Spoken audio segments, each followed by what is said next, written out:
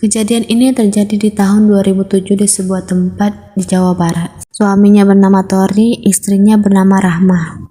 Mereka adalah pasangan yang berpenghasilan pas-pasan. Ya, bisa dibilang mereka adalah keluarga yang berekonomi menengah ke bawah. Mereka punya satu orang anak yang berusia 13 tahun. Namanya Marhen. Rahma berusia 30 tahun sedangkan Tori berumur 34 tahun. Mereka berdua mencukupi kebutuhan mereka sehari-hari dari bekerja serabutan. Mereka pernah mempunyai usaha bisnis bersama temannya, tetapi akhirnya mereka ketipu dan ekonomi mereka terpuruk beberapa tahun terakhir. Rahma hanya mengandalkan kemampuannya menjahit untuk mendapatkan uang, sementara suaminya Tori hanya mengandalkan tenaganya untuk bekerja panggilan, entah sebagai kuli atau bantu-bantu tetangga jika diminta. Sementara anaknya yang baru lulus SD, orang tuanya nggak sanggup menyekolahkannya karena memang kemampuan keuangan mereka lagi parah-parah banget. Fatma menuntut uang ke suaminya karena di rumah udah tidak ada lagi bahan makanan yang bisa mereka olah. Terpaksa istrinya memasak nasi tanpa menggunakan lauk untuk makan mereka hari ini. Keesokan harinya masih sama aja. Suaminya tidak bekerja dan Rahma tidak ada pelanggan yang datang untuk menjahit. Sementara di satu sisi anaknya Marhen masih ngeyel minta melanjutkan sekolah ke SMP. Karena kebutuhannya mendesak, Rahma memutuskan untuk keluar desa untuk mencari pekerjaan, setidaknya bisa memperbaiki keekonomian mereka.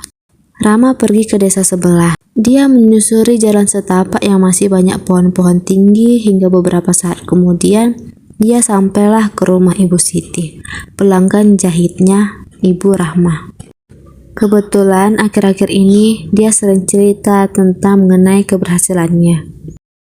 Rahma melihat rumah Ibu Siti mewah, besar, dan di depannya ada air mancur.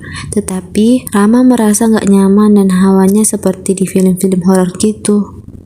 Lalu Rahma mengetuk dan memanggil Ibu Siti.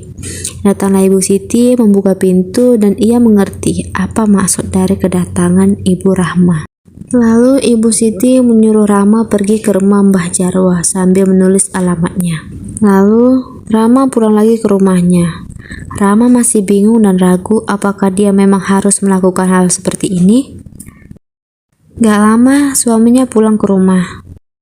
Seharian dia keluar rumah cari kerja tapi dia gagal dapatkan uang. Rahma menarik Tori ke kamar untuk membicarakan dukun yang bernama Mbah Jarwo tadi. Awalnya Tori menolak, tapi karena paksaan dari Rahma, akhirnya Tori menyetujui besok dia pergi ke dukun yang ada di desa sebelah. Namanya Mbah Jarwo. Dia adalah dukun yang terkenal di desanya. Pasiennya cukup banyak, sampai-sampai orang-orang rela mengantri hanya untuk bertemu dengan Pak Jarwo. Sampailah mereka ke rumah Mbah Jarwo. Rumahnya sederhana yang terbuat dari kayu dengan halaman rumah yang cukup luas. Mbah Jarwo ternyata sudah sepuh, dan setelah lama menunggu antrian, tibalah giliran mereka berdua untuk bertemu Mbah Jarwo.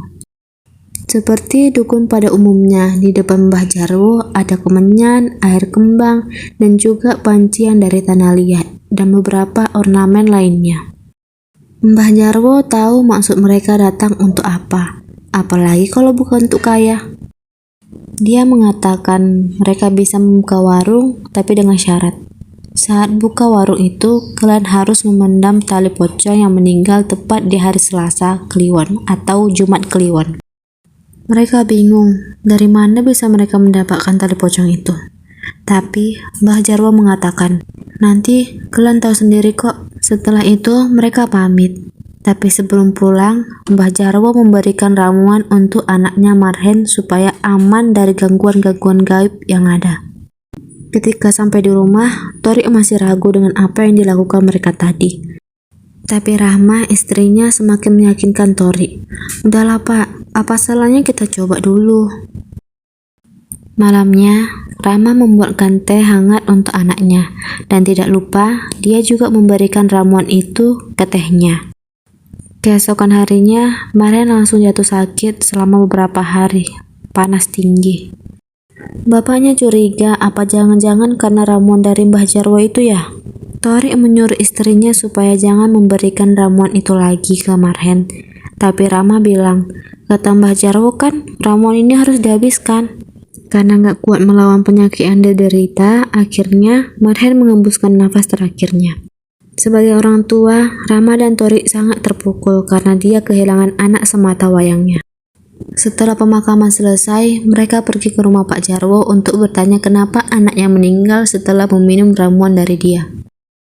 Katanya Mbah Jarwo, bukannya ini permintaan kalian. Marhen kebetulan meninggal di malam Selasa Kliwon, dan tali pocongnya bisa kalian gunakan. Dan juga jangan lupa bawa segenggam tanah kuburannya. Mereka kaget mendengar apa yang dikatakan Mbah Jarwo. Walaupun mereka sedih, mereka tetap melakukan apa yang dikatakan Mbah Jarwo. Malamnya, mereka kembali menggali kuburan Marhen untuk mengambil tali pocongnya. Beberapa bulan berlalu, Ibu Rahma dan Torik membuka warung makannya. Mereka nggak menduga kalau jualannya laris manis. Mereka membuka jualannya dari jam 10 sampai jam 5 sore. Perekonomian Rahma dan Torik terus naik melesat dengan cepat. Sampai akhirnya mereka bisa membeli mobil baru. Walau begitu, masih ada rasa bersalah di hati Rahma. Hingga suatu hari ada hal yang membuat Rahma syok. Ada anak kecil yang tiba-tiba lewat dari tempat jualannya, mengatakan ada pocong meludahi makanannya. Rahma pun mulai deg-degan, takut ketahuan. Setelah kejadian anak itu, beberapa warga mengaku melihat ada sosok pocong mirip Marhen di rumah makan itu. Warga bilang jangan-jangan Marhen ditumbalkan agar warung mereka laris manis. Akhirnya, Rahma pergi lagi ke tempat Mbah Jarwo. Akhirnya, Mbah Jarwo memberikan satu ramuan lagi yang diperuntukkan untuk suaminya. Kata Mbah Jarwo, ingat Rama, apa yang sudah ditukar tidak bisa dikembalikan. Apa yang kamu minta pasti harus ada imbalannya.